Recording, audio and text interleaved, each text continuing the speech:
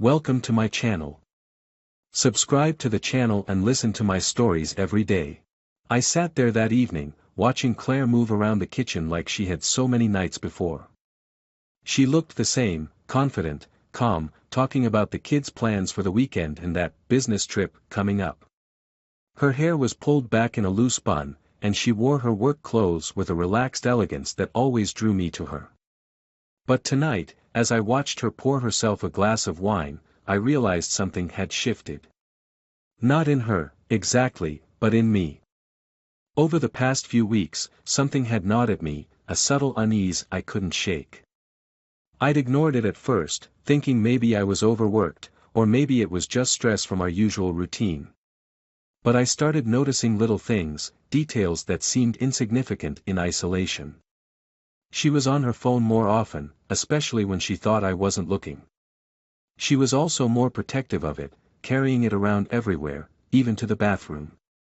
And while we'd always been open about each other's plans, she'd started acting a little more secretive, ducking out to take calls or brushing off questions with vague answers. It was easy to dismiss at first. We'd been together long enough to earn a bit of space, I wasn't the jealous type, and we'd built a marriage on trust. But I couldn't ignore how, more and more, she'd come home looking distracted and tired, claiming work had been especially draining. She'd barely touch her dinner and would check her phone obsessively, sometimes even as I was talking. It made me wonder if she even realized I was there. One Saturday morning, I woke up early, feeling restless. I lay there staring at the ceiling, listening to her breathing softly beside me. She looked peaceful, her hair falling over her face, and for a brief moment, I wanted to believe nothing was wrong. But something in my gut refused to be pacified. I remembered that she'd left her phone in the living room the night before. While she slept, I quietly slipped out of bed, padding down the hall to check her phone. My hands felt cold, and my heart was pounding, but I told myself it was nothing, just a quick check to put my mind at ease. When I unlocked her phone, I noticed her notifications were clear. Nothing unusual, no sign of anyone reaching out. Just as I was about to close it and chalk up my paranoia to too many late-night crime shows, a new message flashed across the screen. It was from a number without a name, just a string of digits. My stomach twisted as I opened it. Last night was unforgettable. When's our next escape? I froze. The words were simple, but they held a weight that was impossible to ignore. I felt like I'd been punched in the gut. I read the message again and again, my brain working to deny what I was seeing. Claire and I hadn't gone anywhere last night. She had come home late from work, claiming she'd been caught up with last-minute tasks and back-to-back meetings. When I'd asked about her day, she had just shrugged it off with a tired smile, not bothering to give any details. It hit me then, like a slap to the face. She'd lied. My pulse quickened as I considered my next move, my mind racing with questions I didn't know how to ask. I wanted to march back into the bedroom and confront her right then, demand she tell me what was going on.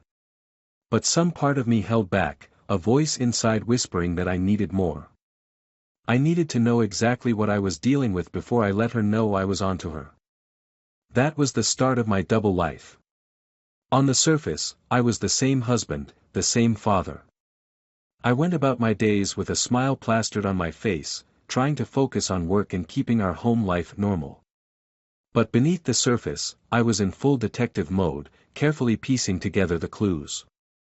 I wanted to know who this stranger was, this man who was bold enough to text my wife late at night and who clearly had no idea I'd be reading his words. I started paying closer attention. I noticed the way Claire's phone would light up at odd hours, the way she'd get up from the couch to answer calls in another room. I began to keep tabs on her schedule, taking note of her meetings and trips, cross-checking every detail she gave me. Each lie she fed me only fueled my resolve, and I found myself growing colder, more calculated, as I planned my next steps. Then came the conference trip. Claire told me she had a big opportunity coming up, a conference in Orlando with her marketing team. She'd talked it up for weeks, telling me how important it was for her career and how much she was looking forward to it. She even mentioned that her boss had specifically recommended her for the event. I nodded along, feigning pride and enthusiasm, while inside, I felt a wave of anger and betrayal so intense that I had to excuse myself to the bathroom. As I stood in front of the mirror, staring at my own face, I realized just how deep her lies went. This was no one-time mistake, no drunken slip-up or moment of weakness. She was planning around her deceit, building a whole separate life she thought I'd never discover. That was when I decided to take things into my own hands. The day she left for Orlando, I told her I'd drop her off at the airport.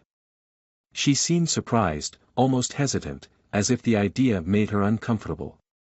But I insisted, using the excuse of wanting to see her off and wishing her luck on her big opportunity.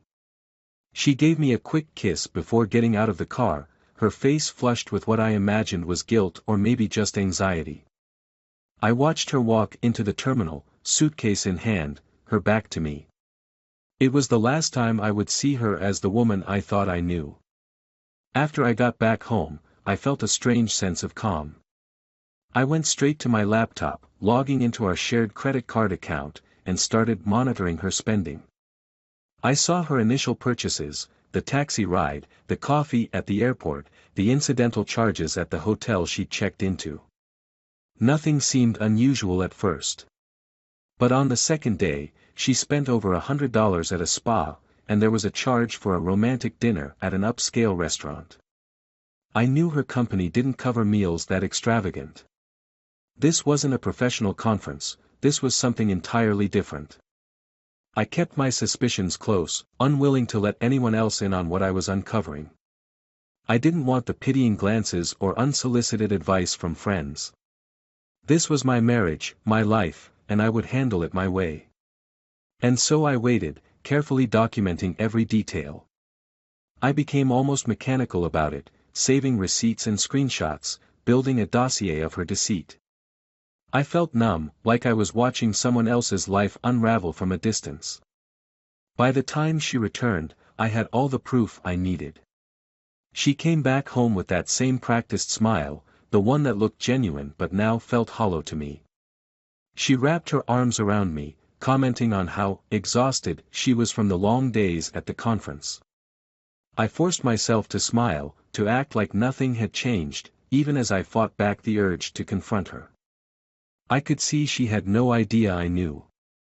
She carried on as if everything was normal, dropping hints about how successful her trip had been and how it might lead to a promotion. I played along, pretending to care, masking my hurt behind a veneer of support and encouragement. But every word she said only deepened my resolve. I wasn't going to let this slide. The days after her trip felt like a silent storm brewing within me. Claire walked around the house like nothing was wrong, smiling, kissing the kids goodnight, cooking dinners, and even sharing occasional jokes. But each laugh sounded hollow, every smile false. It was like watching a stranger wear my wife's face. My mind churned through a whirlpool of questions I didn't have answers for, but I knew one thing: I needed proof that no amount of charm or manipulation could refute. On a Tuesday night, after Claire had drifted off to sleep, I lay in bed, staring at the ceiling, mapping out my plan. She had another work trip coming up in 2 weeks. It would be the perfect opportunity. I would keep track of every move she made, every dollar she spent, every call she took. If she thought she was pulling one over on me, she was in for a rude awakening. The next morning, I stayed in the kitchen a bit longer than usual, pretending to read the newspaper as I sipped my coffee. When she left her phone on the counter to go grab something from the bedroom, I quickly glanced at her messages, flipping through recent texts. I'd become faster at finding what I needed, a talent honed by necessity. There it was again, the same unsaved number, the same hollow exchange, but always just vague enough to avoid suspicion if anyone else saw it. My mind was set. I would get to the bottom of this, and I'd be damned if I let her get away with it. I'd been collecting information like a private investigator. In the evenings, I would pull out my phone, scrolling through saved screenshots of her charges, matching them with dates and locations. I also discovered an app that could help me track her location without her knowledge. At first, I felt a pang of guilt. This was the woman I'd loved for over a decade, the mother of my children. But that guilt quickly dissolved as I recalled that message from her mystery lover. Over the following weeks, I kept a close eye on her behavior. Each morning, Claire would kiss me goodbye, a quick peck on the lips like we'd done 1,000 times, but now it left me cold. As she left for work, I would activate the app, following her moves throughout the day. It was maddening, seeing her stop at places I hadn't expected, a park on the other side of town, a coffee shop near her office where she didn't normally go. I pieced together her day, building a timeline of where she was and when. It felt surreal, like I was piecing together a puzzle in which I was the last one to know the answer. Finally, the next trip arrived. This time, Claire said she was going to a work retreat at a resort an hour away, somewhere secluded where her team could focus without interruptions. I nodded, holding back my anger as I asked her about her plans, making sure to note the details she gave me. I'd already called her office and discovered that no such retreat had been planned. She had booked herself into a hotel room for 2 nights, the same hotel she had used on her last business trip. She didn't know that I knew. She thought she was clever, that she had everything under control. It was almost laughable. That Thursday night, she packed her suitcase with a mix of casual and professional clothes, telling me that she'd be back by Saturday evening. She hugged the kids goodnight, and then came to me with a peck on the cheek, telling me not to worry and that she'd keep me updated. I forced a smile, told her I'd miss her, and watched as she walked out the door. The moment she left, I opened my laptop and went straight to our credit card account. I felt the rush of adrenaline as I saw the charges appear in real time. Within an hour of checking into the hotel, there was a charge at a nearby bar. And then, not 2 hours later, I saw a charge at a late-night restaurant just around the corner from the hotel. I could picture it all too clearly, her sitting across from him, laughing, maybe holding his hand, thinking she was so smart, so untouchable. Little did she know, I was tracking her every move. At that moment, I felt a strange sense of satisfaction. It wasn't the kind of petty glee that one might expect, but a cold, calculating satisfaction that comes from knowing you're about to turn the tables. I wasn't going to confront her in a messy showdown. I had something more satisfying in mind. I wanted her to feel the same sense of betrayal, the same humiliation, but in a way that would strip her of any illusion of control. Over the next day and a half, I watched every transaction she made. She checked out of the hotel on Saturday afternoon, just as she had promised, and texted me that she'd be home soon. "Hope you had a good time," I texted back, careful to sound normal. I could almost picture her relief as she read my message, convinced she'd pulled it off once again.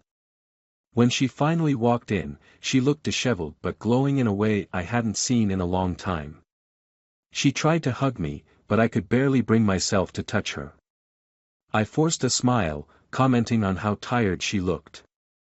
She nodded, saying something about the exhausting workshops they'd had and how she was looking forward to just relaxing at home. I gritted my teeth, playing the part of the supportive husband, while mentally replaying every lie she had fed me. That night, after she fell asleep, I went to the computer to compile all the information I'd gathered. I created a document, attaching every piece of evidence, hotel receipts, credit card charges, even a few choice screenshots from the app showing her location. I added notes, detailing each discrepancy, each lie, each betrayal. The document felt clinical, almost like a case file. And in a way, it was. I was building my case against her, preparing for the moment when I would finally reveal everything. But I wasn't done yet. I wanted her to feel the depth of her betrayal. I wanted her to see exactly how thoroughly I had unraveled her lies, how every step she took was laid bare before me. So I went a step further. I decided to confront the other man. It was a risky move, but one that felt necessary. I needed him to know that I knew. I wanted him to feel the weight of what he'd done, to understand that he was dealing with someone who wasn't afraid to fight back. I waited until Monday, the day I knew he would be back at work. I had managed to track down his number and workplace through a few quick searches. He was a manager at a nearby company, one that Claire's firm frequently collaborated with. I wondered if they'd met through work or if this was just some twisted coincidence. It didn't matter. What mattered was that he knew I was watching. I called him during his lunch break, making sure to keep my tone calm and steady. "Hello, is this Dan?" I asked, letting the silence drag on just long enough to make him uneasy. "I think you know who I am," I continued, savoring the moment of realization that must have crossed his face. He stammered, trying to deny it at first, but I cut him off. "I know about you and Claire. I know everything. I've seen the hotel bills, the late-night dinners, all of it." I paused, letting the weight of my words sink in. "You can deny it all you want, but trust me, I have proof. And if you think this ends with a quiet conversation, you're wrong. If you don't cut this off right now, I'll make sure everyone knows exactly what kind of man you are." The line went silent. I could hear him breathing, could almost feel his panic through the phone. "You're not going to do anything," he finally said, his voice trembling. "This is between you and your wife." "Not anymore," I replied. "You made it my business the moment you got involved. End it now, or I'll destroy whatever you think you have with her. And believe me, I have nothing left to lose." I hung up, my hands shaking as I set the phone down. It wasn't anger, not exactly. It was the thrill of having taken back control, of knowing that I had forced him to face the reality of what he'd done. Now, all that was left was to wait. The days following my call to Dan felt like the calm before a storm. Claire moved through her routine, blissfully unaware that her carefully spun web of lies was unraveling around her. It was almost surreal, watching her go about her day as if nothing had changed, her smile as bright as ever, her voice light and full of laughter. But beneath that mask, I knew she was hiding secrets, and now, so was I. The power had shifted. I held the truth like a loaded weapon, biding my time, waiting for the perfect moment to unleash it. The anger I had once felt simmered down into something colder, sharper. It wasn't about losing my temper or having a heated confrontation anymore. I wanted to watch her face as the pieces fell into place, to see the realization dawn on her that I knew everything. She had taken my trust and shattered it, but I was determined to make her feel the same helplessness I had felt. I spent the next few days finalizing my plan. I'd been gathering evidence meticulously, from screenshots of her texts with Dan to the transactions and location data that tracked her every move. It was all there, black and white, undeniable. But the biggest part of my plan wasn't just confronting Claire. I wanted everyone to know the truth, the friends and family who thought we were the perfect couple, the kids who saw her as the epitome of a loving mother. I wanted the carefully crafted image she had built to crumble before her eyes. Saturday night arrived, and with it, an opportunity. We were hosting a small dinner at our house, just a gathering of close friends and family, the kind of night we had often organized over the years. Claire, ever the perfect hostess, had gone all out, preparing dishes, setting the table, and making sure every detail was flawless. As I watched her flit around the house, smiling and laughing with our guests, I felt a sense of dark satisfaction. She had no idea what was coming. I waited until after dinner, when everyone was settled in the living room, chatting, sipping wine, laughing. Claire was sitting with her best friend, Emily, reminiscing about some memory from years ago. It was all so ordinary, so painfully normal, and yet I could feel the tension building, like the air before a thunderstorm. I could hardly keep my hands still, my heart racing with the anticipation of what I was about to do. I cleared my throat, and the room quieted down as everyone turned to look at me. I tried to keep my expression neutral, my tone steady. "I have something I'd like to say," I began, glancing briefly at Claire, whose face was painted with mild curiosity. I paused, looking around the room, letting the silence stretch just long enough to make everyone uncomfortable. It's not easy to say this, but I've discovered something that has completely changed my perspective on a lot of things. I found out that Claire, I looked her dead in the eyes, watching as confusion turned to panic, has been having an affair. The room fell silent, the kind of silence that feels heavy, pressing down on you from every angle. Claire's eyes went wide, her face draining of color as she stammered, what are you talking about? I didn't respond right away. Instead, I pulled out my phone, flipping through my files until I found what I was looking for, the screenshots of her messages with Dan, the ones that laid out their relationship in no uncertain terms. I turned the phone to face the room, and a collective gasp rippled through the guests as they absorbed the evidence. This is just a small piece of what I found, I said, my voice calm but carrying a note of steel. For months now, Claire has been meeting with someone behind my back, lying to me, lying to all of us. I looked at her, seeing the panic in her eyes as she desperately tried to compose herself. Adam, please, she whispered, her voice trembling. Let's talk about this privately. We don't have to do this here. Oh, but I think we do, I replied, feeling an icy satisfaction at the fear in her voice. You weren't concerned about privacy when you were sneaking around with Dan, were you? You didn't think about how this would affect me, or our children, or anyone else. I could see the guilt and shame rising to the surface, mingling with the horror of being exposed in front of everyone she knew. The silence was deafening as everyone in the room stared, caught between shock and sympathy. Emily's hand flew to her mouth, her eyes darting between me and Claire, clearly at a loss for words. Claire tried to compose herself, her hands shaking as she attempted to defend herself. It wasn't like that, she stammered. It was a mistake, something that just happened. Just happened. I repeated, my voice laced with bitterness.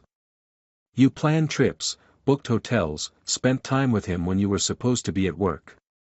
It wasn't just some slip-up, Claire. It was calculated. Claire fell silent, her eyes pleading with me, but I could see the realization settling in, there was no talking her way out of this. The friends who had once admired her, respected her, looked up to her, were now watching her with a mixture of disappointment and disgust. And then, without another word, I dropped my phone on the coffee table, open to the file containing every piece of evidence I had collected. Feel free to look for yourselves, I said to the room, stepping back and folding my arms, watching as people reluctantly leaned forward, their eyes scanning the messages, the receipts, every proof of her betrayal. Claire's facade shattered. She sank onto the couch, her hands covering her face, sobbing quietly, her shoulders shaking. No one moved to comfort her, and for the first time, I saw her as she really was, not the charming, polished woman I'd thought I married, but someone who had taken the trust and love I'd given her and torn it apart. But I wasn't done. I called Dan, you know, I said softly, my words directed at her, though everyone else was listening. I let him know that I knew about you too. And he didn't deny it. He didn't even try to defend you. In fact, he said it was, between you and me. Just think about that, Claire. The man you've been risking everything for, the man you thought would be there for you. He doesn't care. I could see the devastation in her eyes as the weight of my words sank in.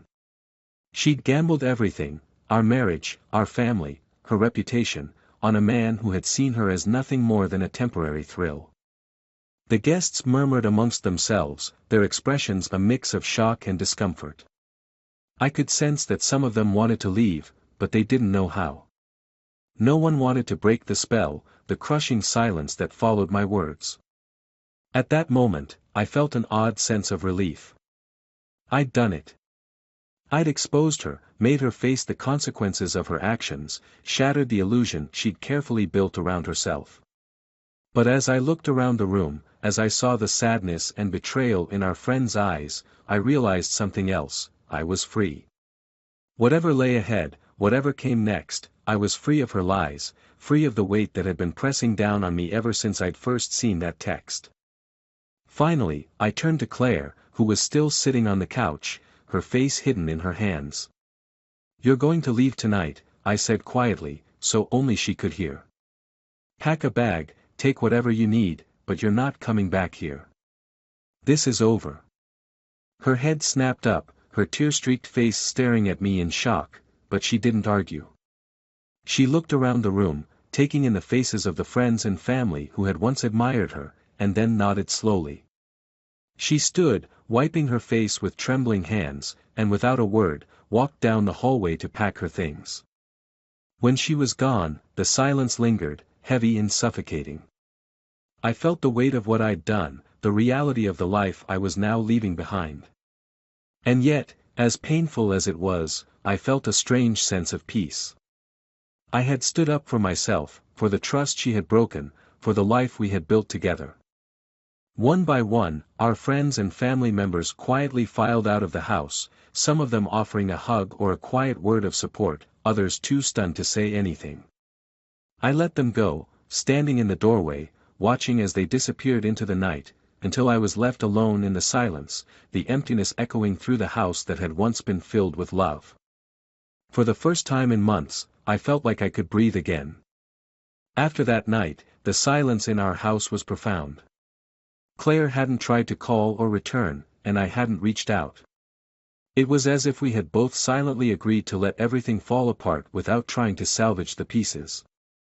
I spent the following days in a strange state, wavering between relief and the raw ache of loss. I'd achieved my goal, she'd been publicly exposed, stripped of her lies. I should have felt victorious, maybe even a little lighter. But all I felt was emptiness. Life became a matter of going through the motions. I would drop the kids off at school, head to work, come home, and spend my evenings in a quiet house. Friends reached out, offering support, but I kept to myself.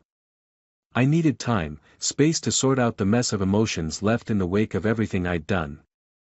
Then, one evening, just as I was settling into the quiet routine of my new life, there was a knock at the door.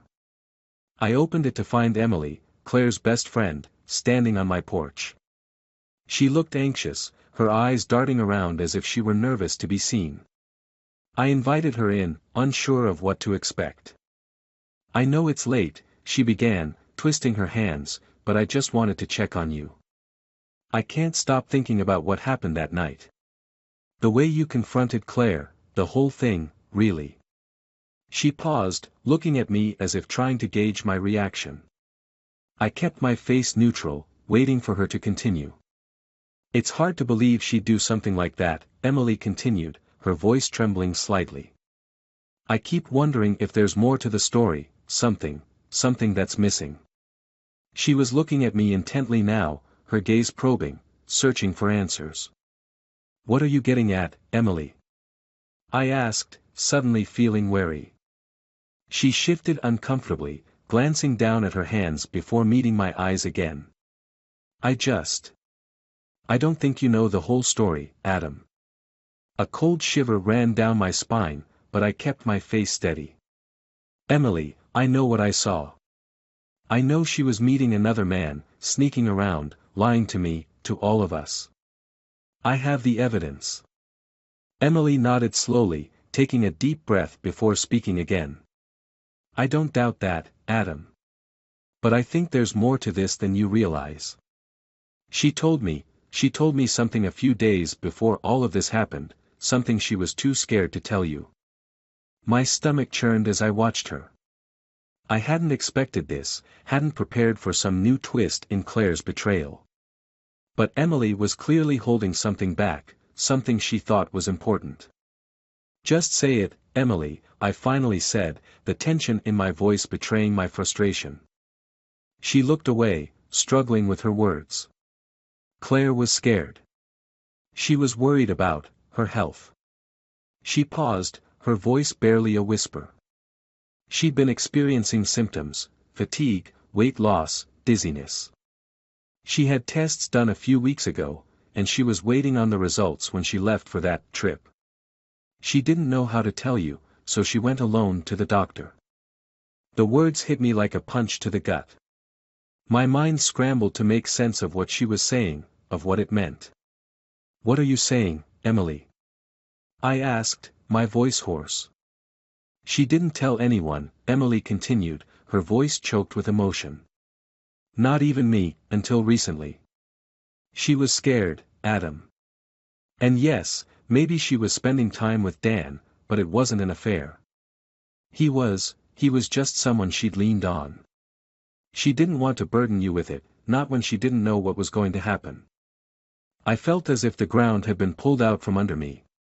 My mind raced through the past few weeks, replaying every moment, every piece of evidence I'd collected. The late-night texts, the hotel stays, the dinners, they all pointed to betrayal, but I hadn't stopped to consider any other explanation. My anger had blinded me, driven me to assume the worst. Why didn't she tell me?" I asked, my voice barely audible. "She was scared you'd see her differently," Emily replied softly. "She thought it would make her look weak, vulnerable. And with your relationship already strained, she didn't want to risk adding more stress. She thought she could handle it on her own until she knew for sure." Emily looked at me, her eyes filled with a mixture of pity and disappointment. "She wanted to protect you, Adam." My hands trembled as I tried to process what Emily was saying. Claire hadn't been having an affair, she'd been grappling with something bigger, something terrifying, and I had misunderstood everything. My mind spiraled, piecing together a version of events that now seemed painfully obvious. She'd been keeping secrets, yes, but not for the reasons I'd assumed. I had been so quick to believe in her betrayal that I hadn't seen her fear. And now, after everything I'd done, it was too late. "Where is she, Emily?" I asked, my voice strained. "I need to talk to her." Emily hesitated, her eyes clouding with sadness. "I don't know, Adam. After that night, she packed her things and left. I haven't been able to reach her." Panic surged through me as I realized what this meant. Claire was gone, and I had no idea where she was. I'd pushed her away, humiliated her, exposed her to everyone we knew, and for what?